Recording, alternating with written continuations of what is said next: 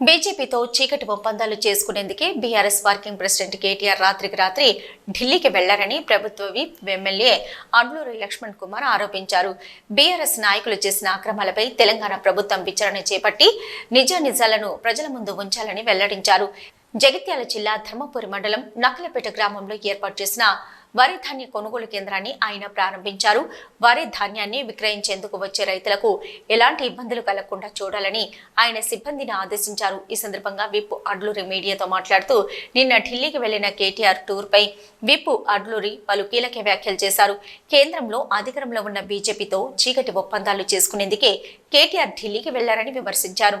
10 ఏళ్ల పాటు తెలంగాణలో అధికారంలో ఉన్న బీఆర్ఎస్ పార్టీ నాయకులు అనేక అక్రమాలకు పాల్పడ్డారని ఆరోపించారు. తనపై వచ్చిన అవినీతి ఆరోపణలను కప్పిపుచ్చుకునేందుకే బీజేపీ పెద్దలతో ఒప్పందం కోసం ఢిల్లీకి వెళ్లారన్నారు. కేటీఆర్ నిజాయితీ పరుడైతే ఢిల్లీకి ఎందుకు వెళ్లారో ప్రజలకు చెప్పాలని డిమాండ్ చేశారు. 10 ఏళ్ల పాటు అధికారంలో ఉన్న బీఆర్ఎస్ నాయకుల అక్రమాలను ప్రజల ముందు పెడతామని తెలిపారు.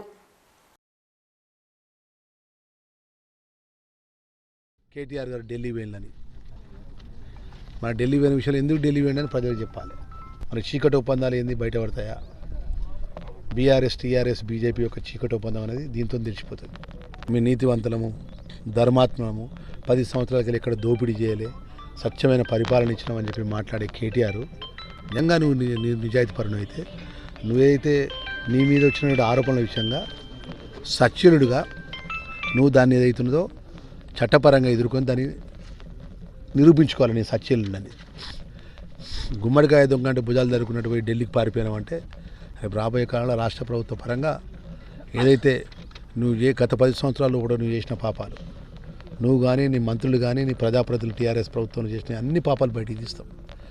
ఇలా 10 సంవత్సరాలు నువ్వు చేసినట్టు పాపాల విషయంలో ప్రభుత్వం నీ మీద నోటీస్ ఇచ్చి సంబంధించినటువంటి ఏసీబీ ద్వారా సంబంధించినటువంటి ఏదైతే నీ మీద ఆరోపణల మీద ఇన్వెస్టిగేషన్ జరుగుతుంటే నువ్వు ఢిల్లీ పోవడాన్ని దాన్ని తీవ్రంగా తప్పుపడుతూ వాస్తవాలు ఏందో ప్రజలకు చెప్పాలి.